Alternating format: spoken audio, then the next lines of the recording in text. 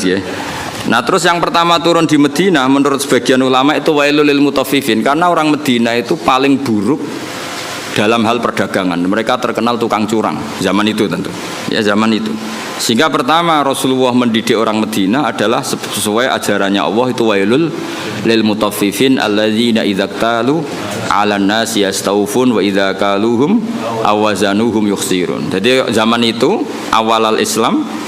Ya tentu ini enggak bawaan Islam, bawaan watak orang Madinah. Saya ulang lagi, ini enggak bawaan Islam, bawaan watak orang Madinah. Itu Nabi itu kagetnya bukan main ketika melihat orang Madinah nak kulaan sak kilo, itu jaluke sak kilo anget. Tapi nak ana wong tuku dikurangi. Lha iku jenenge apa?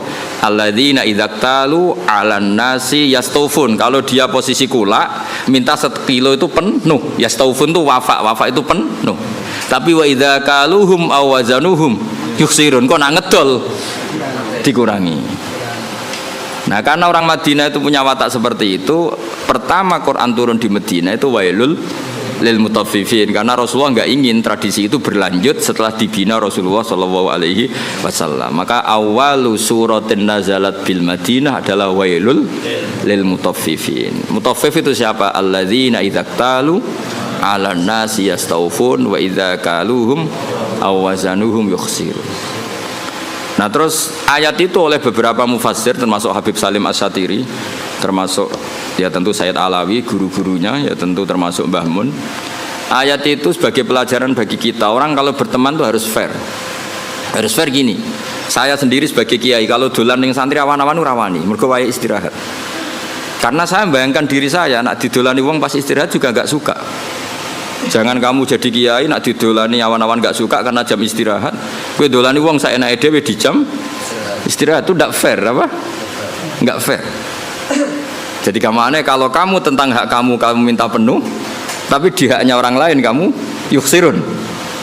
Saya ulang lagi, kiasnya seperti itu. Kita ndak boleh dengan apa? Hak kita minta penuh ketika orang lain dikurangi. Misalnya saya sebagai kiai ini sampean, saya harus mulang sampean. Karena saya mulang ramulang, kalau ini terkenal ngalim, mulang ramulang dicucuk. Saya tuh sering bilang ke istri saya, aku nak ramulang dosa dek, karena aku terkenal wong ngalim. Terkenal wong ngalim itu mulang ramulang ya dicucuk. Lalu nak Allah takok, kowe dicucuk wong itu terus walesane apa? Nah walesane mulang kan imbang. Cucuk paling regane piro? Kowe nyucuk wae paling gajarane 5 lah. Mulang gajarane 1, cek surplus, cek badhe 95. Tapi nek aku mbok cucup tok aku ra mulang. Kowe de poin 5. Apa meneh wis ra mulang ngongkonan. Walah malah innalillahi wa inna ilaihi raji'un. Ana kiai ra tau mulang ngongkonan. Wis malah hisabe bek. Ra tau mulang santri kon gawe boto dikongkon terus. Mboten iki mboten ngritik, ngandani nih betul. Ngritik koyo aktivis saya. Itu tidak boleh. Ini katanya Habib Salim Asy-Syatiri tidak boleh. Kulo ambek anak kulo nggih ngoten, anak kandung kulo. Kulo nu niru ilmune bapak. Bapak nate ke pondok, bocah pas guyon niku balik. Kulo riyen janggal badhe nimbali santri badhe wonten tamu. Pas teng pondok, kalian kulo teng pondok bocah do rame guyon. Bapak nu balik. Mboten sias, Pak. Oh, jojong santri lagi guyon. Sakake. Nah, aku mari ra sida. Tak takoki lha kene napa? Guyon ku angel lho, Pak. Seneng ku angel, wong ora di dhuwit. Jare-jare bapak. Bapak senengane guyon. Wong ora di dhuwit wesel do telat kok iso guyon. Iku mewah yo, mewah. Guyon iku mewah. Lah aku mau ganggu barang mewah. Mbah Mun ki ngoten, nek ana santri guyon niku seneng. Kula bolak-balik. Mbah Mun teng dalem mbek kula santri guyon niku seneng. Kok do iso seneng gak ya padahal gak dipopo. Karena guyon bagi orang miskin itu kemewahan. Oh, mewah kan. Mewah, seneng ku mewah. Wong tuane ra jelas, maksudnya ra diwarisan. Wesel telat, golek ilmu ya ora tau entuk. Mok golek ra tau kecekel. Coba. Iso guyon. Oh, mewah itu, mewah sekali. Itu seorang kiai yang bijak. Pasti nyeluk ra sido. Mulai kula saiki tak tiru. Balik badhe nyeluk anak kula. Ya tentu untuk hal yang enggak penting. Kalau penting ya harus. Misalnya wae salat, wae ngaji, ini tentu yang sama-sama enggak penting. Nimbalinya untuk hal yang tidak penting. Itu kearifannya bapak yang saya tiru. Karena ya tadi enggak fair kan? ketika kita menuntut orang lain memenuhi hak kita yastaufun, tapi ketika dengan orang lain kita yuksir. Itu kata Habib Salim Asy-Syatiri, wa hadza mizanul adl. Ini mizanul adl. Dan itu tidak harus dalam konteks al-makil wal mauzun, tidak hanya konteks timbangan dan takaran, tapi perilaku sosial. Itu setuju saya. Wa hadza mizanul adl, wa hadza makinul adl. Tapi tidak yakhtas bil makil wala bil mauzun, tapi dalam sistem sosial. Misalnya gini, saya ini sudah fair mulang sampean di depan umum, berarti saya milik publik. Dan saat ini keluarga saya tidak ganggu saya. Kan tidak fair ketika saya dengan keluarga saya kamu ganggu. Fair apa enggak? Enggak kan? Karena ketika saya milik publik, keluarga saya juga enggak ganggu. Itu wahada mizanul adl. Ini apa? Fair. Loh aku roh sampean, misalnya aku roh Hamdani kok mesra mbek bojone ning dalan, aku ora ngarang ganggu. Gak ngarah salaman aku. Karena momen mesra dalam kondisi fakir itu enggak gampang. Enggak gampang. Misalnya dekne liburan ning Jogja karena liburan terus mesra. Kowe roh cara aku haram. Ganggu iku haram. Ndak gampang dalam kondisi darurat ekonomi. Wong iso guyu mbek bojo itu mewah ya apa? Oh, mewah sekali. Jangan kamu ganggu terus. Loh, saking putih jenengan. Wah, bubar. Nah itu wahada mizanul adl apa? Wahada mizanul adl. Kalau setuju, sangat-sangat setuju. Kalau mergo ngrasakno tengah waktu, bapak niku nak badhe nang pondok di Bali santri pas guyon ora diterusno. Saake cung. Santri ku wis ra duwe dhuwit, wong tuane kadang wong tuwa dhisik malah kacau meneh. Saiki santri kan rata-rata diwesel, riyen kan kathah santri ra diwesel. Nggih, buruh-buruh masa. Lho kok iso guyon mewah. Padha karo numpak Alphard lah kira-kira. Mewah sekali. Padahal yang merangsang mereka guyon mau khayal. Bayangno dadi mantu nang sugih. Wah, sare. Bayangno dadi dai kondang, iso kaya khayal-khayale. Rokok joinan itu pernah ada cerita. Ini yang cerita itu keluarga Tebu Ireng. Dulu Mbah Wahab itu, Mbah Wahab Hasbuah pendiri NU itu rokokan. Pas bengi-bengi dulu itu kan enggak ada listrik, santri saking kacone. Bengi-bengi ku dolan ning pondok petengan ning pojok musala rokokan. Iku santrine ku liwat Kang join. Bareng join rokok itu dijaluk. Bareng disedot itu rak murup. Murup lebih padang ya. Ketok wajahnya Mbah. Melayu santrine. Lah Bapak sandel lho, Kang jare join kan. Jadi rokok itu join kan. Santri saiki sak fakir-fakire iku tetep ngekeki saleran nggih mboten. Dhisik ora ya rokok sitok iku dienggo. Dadi lho, lah terus iso guyon kan mewah no. Ya melayu. Kalau di Sarang kasusnya tidak se-ekstrim itu. Kalau di Sarang saya menyaksikan sendiri itu. Mbah Khim Kiai Mus itu kan rokokan riyen. Kalau di Sarang nggak se-ekstrim itu, di pojok MGS loh kan biasa Mbah Khim di MGS. Nah, ya Mbah Khim kan rokokan. Santri liwat. Kang nyileh korake Kang kayak bareng disumut. Tapi masih ekstrim yang tadi itu join rokok. Wah, repot santri dhisik repot. Mbah Zubair itu kan fisiknya tidak sebesar Mbah Mun. Mbah Zubair abai Mbah Mun kan. Itu jari bapak zaman mondok Mbah Zubair liwat ning pondok. Kan Mbah Zubair cilik. Langsung kok ngguri ono santri gede dirangkul. Kita Kang. Repot. Kacau santri dhisik kacau. Karena dulu pondok itu udah banyak pelaturan disalami wae lho. Alami. Saya kan pondok kakek adik ART. Kayak gaya ormas ya itu modelnya. Serepet. Ya jadi wailul lil mutaffifin itu saya punya dalil ya dan saya tuh hafal, memang saya hafalkan tentang itu. Ya saya ulang lagi tentang itu.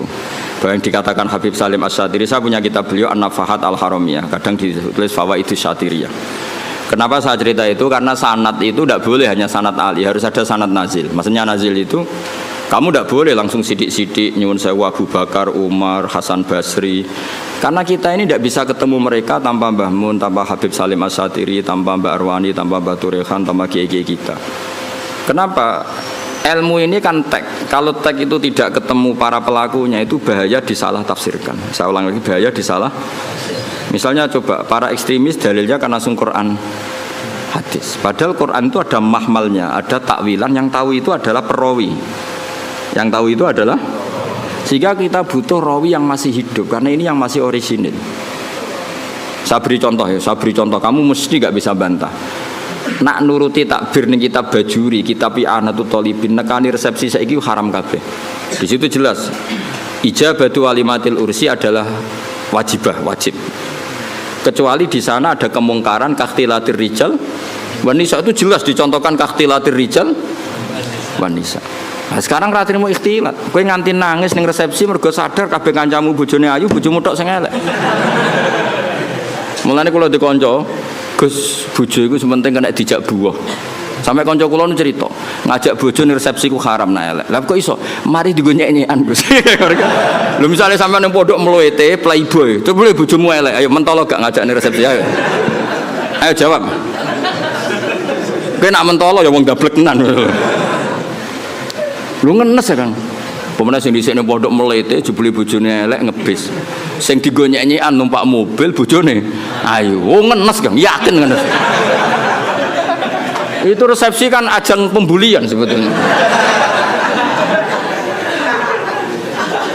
Lu ngenes Kang, kene pondok mlete.